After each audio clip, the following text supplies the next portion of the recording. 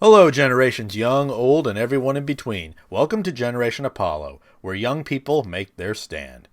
I am the voice of a generation. And today, I wanted to make this video as a part 2 follow-up to my last one on Judgment Day coming for the baby boomers, and I wanted to do it for two main reasons. Number one, the last video, although it didn't get a whole lot of attention on YouTube, it did get quite a response on BitChute. It received some support and even helped bring in a few new subscribers, so clearly my message is resonating with some people out there. However, as expected, it did also receive a few hate comments as well, and I'll address those shortly. Now, the second reason that I'm doing this is because I recently came across an older article from 2017, but still relevant. It's an article written by a gentleman by the name of Andrew Bieszad over on shoebat.com.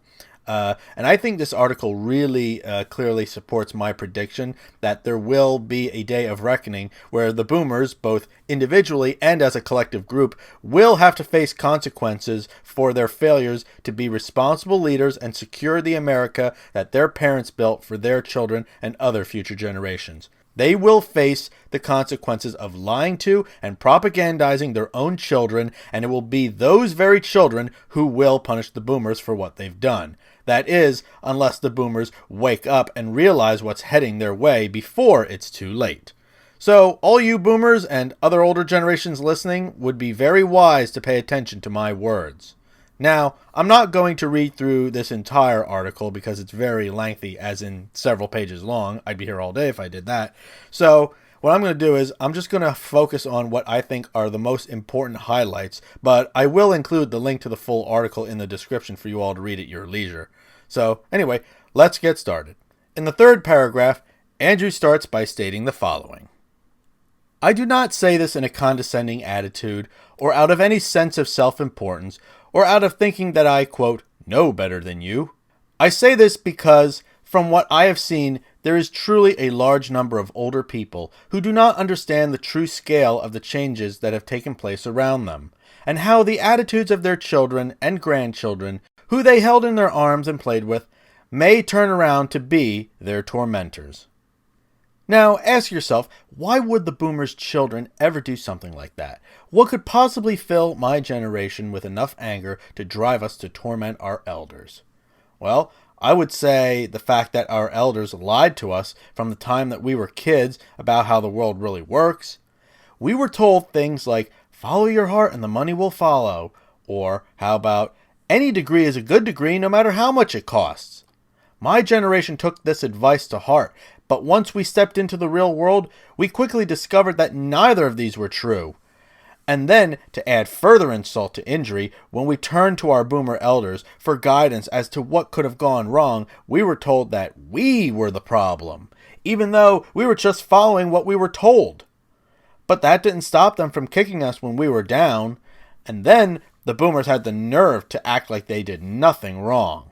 So basically, we were lied to, then given no guidance when everything went to hell, and then told that it was all our fault. So, what could possibly anger young people enough to torment their boomer elders? Well, I think we've answered that question considering the consequences of all those lies. This pent-up anger that millennials have isn't boiling just yet, but it's definitely starting to simmer. And the whole okay boomer meme, well, that's just the tip of the iceberg. That's only the first sign of how society is beginning to view boomers. You know, it's the first sign that young people are done being kicked around and not putting up a fight.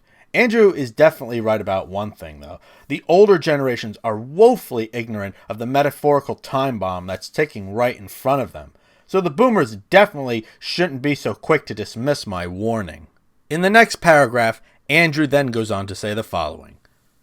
While each generation has their struggles and problems and must carry their own burdens, the Millennials and Generation Z have a particularly unique burden and challenges before them that, while caused in part by their own actions, are also the direct product of the choices and policies instituted and enforced by the generation before them. And this can be provided by a single reading of history or statistical analysis. Now, as much as I am an advocate for my generation, Andrew is right. Some of the problems that the Millennials and Gen Z are facing are the results of our own actions. I realize some of you might not want to hear this, but it's true.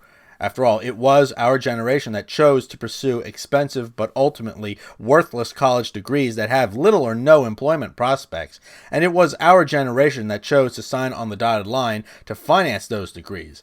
The key is for us to know how to identify issues that can be traced back to decisions that we made versus those that have been influenced by policies that were in place before some of us could even vote.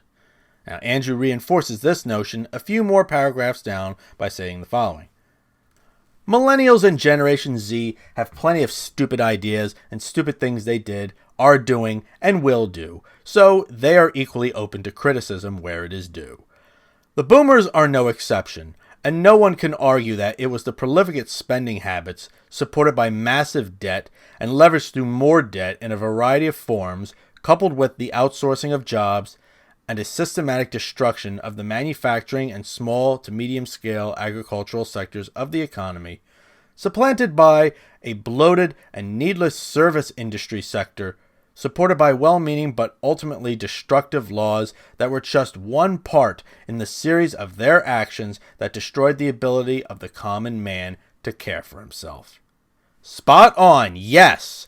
And once again, I want to make it very clear that I am not blaming the boomers for all of my generation's problems. I realize that we have some issues that are entirely of our own doing, and that it is ultimately up to us to overcome them, and we will have only ourselves to blame if we fail to do so. However, we cannot deny that the boomers are at least partially responsible for this current mess due to the policies that they voted in during their time in power, and it is absolutely imperative that they set aside their pride and hubris for a minute and acknowledge their role in all of this. Because failure to do this very simple thing could have dangerous consequences for the boomers, as Andrew goes on to say next. The fact is that there is a complete lack of understanding between the generations that could yield dangerous results. For what some of the millennials will translate into despair and sadness, many others will translate into anger and seek solutions from anybody they think will be able to help them. Okay, boomers, this is the part you need to pay attention to, okay? This is the part where you need to shut up and listen to me. This is why millennials are supporting socialism and communism. Because the Marxists are the only ones who are promising them solutions to their problems. Even if those promises are ultimately empty and will cause the millennials to end up being worse off in the long run, they're not thinking about that now. Because whenever you have an impoverished population who has lost trust in their elected leaders, they will ultimately turn to any demagogue who will tell them what they want to hear. Remember history, this has happened before. And speaking of which, the Marxists aren't the only ones who are playing this game of pandering promises of solutions to angry and frustrated millennials, as Andrew goes on to point out. It is the National Socialists who are providing the quote-unquote answers to a generation of people seeking direction that their parents and society chose not to give them, and that which they did give them was mediocre at best and destructive at worst. Be that as it may, the fact is that the responsibility for the current economic crisis and the connection with recent history, ideas, and policies was placed by the millennials squarely on the shoulders of the boomers because, as the boomers were their parents, it was they who taught their children the series of values and ideas that upon further examination caused so much destruction in society. It does not matter if it is right or not. The fact is that the millennials looked to their parents for guidance about what to do, and the response that many of them got was that they were the problem, and that if they just worked harder, got a better job, cared more, got a different degree, etc., whatever, they would not have this problem. Boomers, are you listening yet? Does this not concern you? You think this can't happen? That these kind of people and their ideologies can't infect the minds of your children and grandchildren? Well, guess what? It is happening, and it's much more common than some of you might care to think about. That's because these National Socialists and Marxists are smart enough to see the opportunity in pandering to the younger generations, and it's working. Because this is what happens when society collectively lies to its young people, and then when everything goes to shit, has the nerve to try to tell them that their problems are all their fault. Now Andrew continues next in the following. The older millennials were used and abused, for between the debt they were advised to assume, the lack of decent work, the protracted economic decline that is still continuing to decline, and the laws and social protocols that have created more employment and social obstructions, they found themselves, and many still find themselves, lost and confused, feeling perpetually unstable and without a clear idea as to what the future holds. So, with parents not there on account of their sloth and apathy, who was there to teach the millennials who desired to learn with a genuine mind about what caused their situation? Now, once again, I want to re-emphasize that I do agree that millennials and Gen Z aren't entirely blameless for their current predicament, and we are ultimately responsible for fixing our own problems. However, I think it really says something about our society that we constantly demand young people take responsibility for their mistakes. But when the older generations make mistakes, way too often I see those mistakes getting swept under the rug, and I know because I've seen that happen on several occasions. But I think it really says something about the boomers as a whole that they seem to have no problem with lying to their children, especially when profits were involved, and then waited until after the fact and after the damage had already been done to finally tell them the truth. And if we really want to talk about lies that have had catastrophic results for the millennials and Gen Z, let's revisit another major reason why the National Socialists are making headway with younger generations, as evident in the next paragraph that Andrew outlines. It is an open secret that women, homosexuals, and non-whites and non-Euros are veritably given automatic priority both in terms of hiring as well as what they're able to get away with at work in terms of a lack of work as well as violating company policies without having to face repercussions from human resources. The same nonsense applies in the colleges and universities of America today. Look at the plethora of courses teaching about how whiteness is evil, the professors that say openly that white men need to be massacred and yet do not lose their jobs, and how many minority student groups on campus are demanding for segregation from whites while at the same time saying that whites need to give them money. Now ask yourself, where the hell did all of this race-baiting, man-hating insanity called identity politics come from? It seems like it only cropped up in the last several years, but the reality is that the origins go back decades, back to when the boomers were young.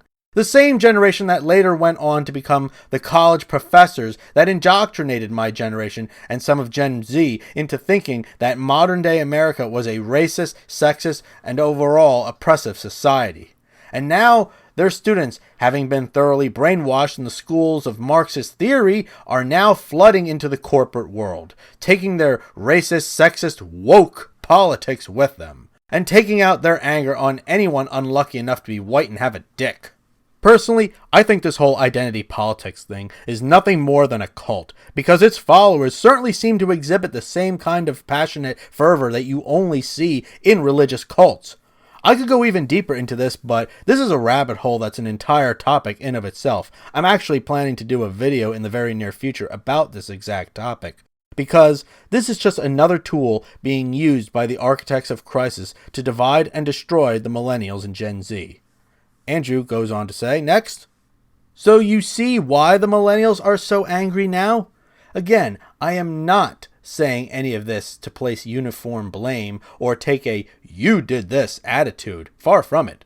I say this to help you understand from the eyes of a millennial how many of them think and are or have formed their political and social views.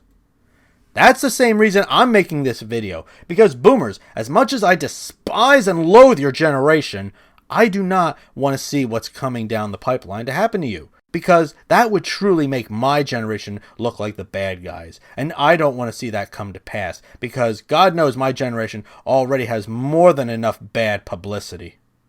And finally, Andrew ends his article by saying the following. So, be kind to millennials and Generation Z.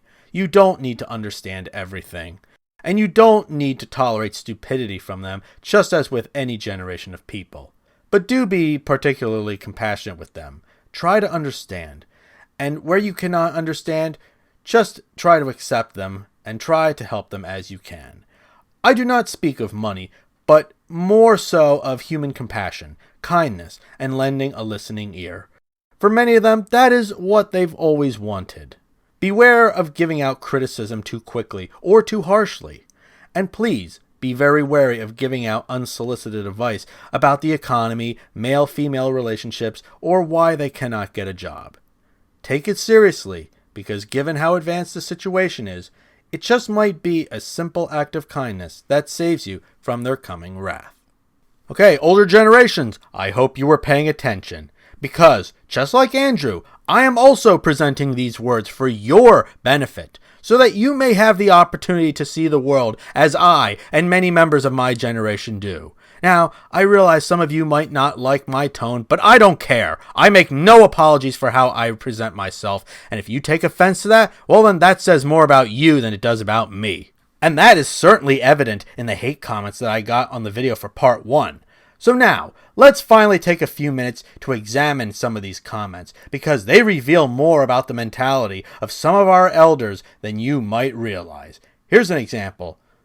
My poor boy, you have mommy and daddy issues. If your parents are still alive, I hope they are among the first who receive the treatment you relish, and you are witness to it.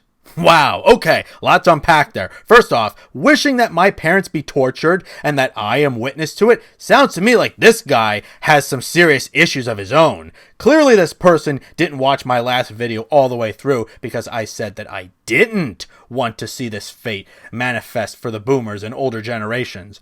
I've said that in both this video and the first one. And yes, my parents are still alive, to answer the commenter's question, so I definitely wouldn't relish in the prospect of anything bad happening to them.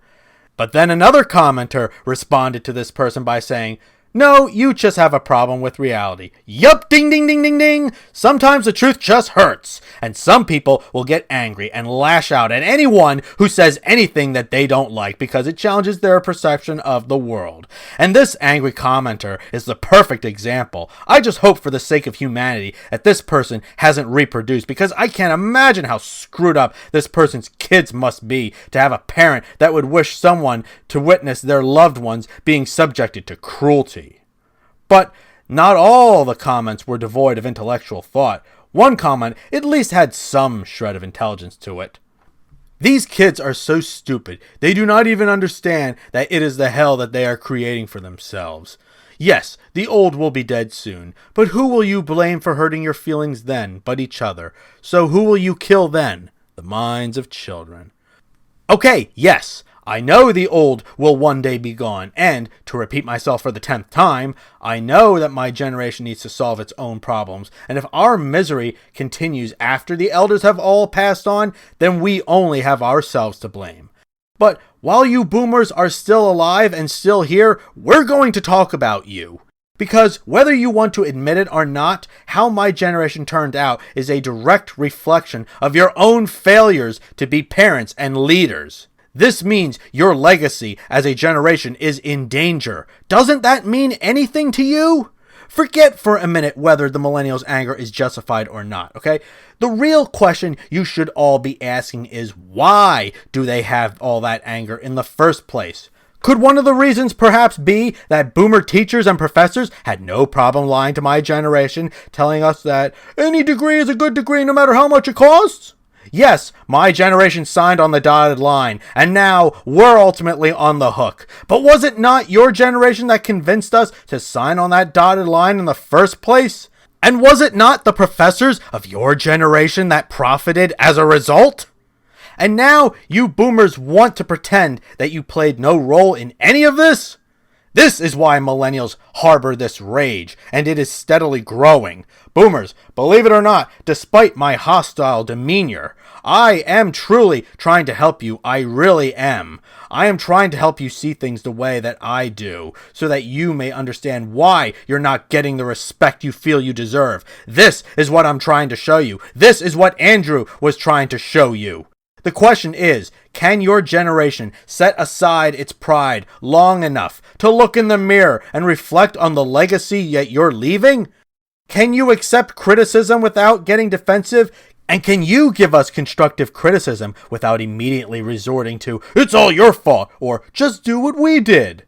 Can you get your act together at the 11th hour and use your generation's political influence and the time you still have left to turn the ship around enough to salvage what's left of your legacy? Or will you continue to bury your heads in the sand and call me names, call me little boy with mommy and daddy issues, and say that I'm just some stupid millennial who doesn't know what he's talking about? Keep telling yourself all those things if that's what helps you to sleep at night. Because at the end of the day, your insults mean nothing to me. Not a goddamn thing. But, as I said, just because I despise your generation doesn't mean that I want to see you suffer the fate that's potentially coming your way. So take a moment to reflect and remember Andrew's words. It might be a simple act of kindness that could save you from their coming wrath. It could be a simple act of kindness that could save your generation much suffering later on. For your sakes, you better hope that both Andrew and I are wrong.